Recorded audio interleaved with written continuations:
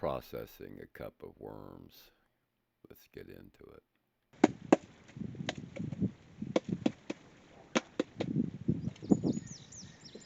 And so again, what we have in here are 25 of our cultured night crawlers.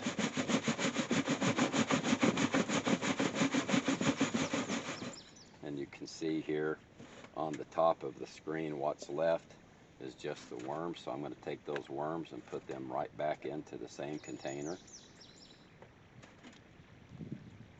You'll see some of the leftover uneaten hypnum, the high organic matter soil, some rocks that are ground up as we pulverize our soil. You'll just separate that to the side.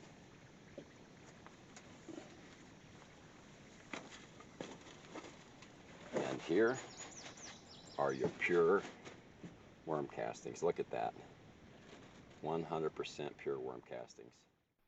And that's how simple it is to process your endless cup of castings.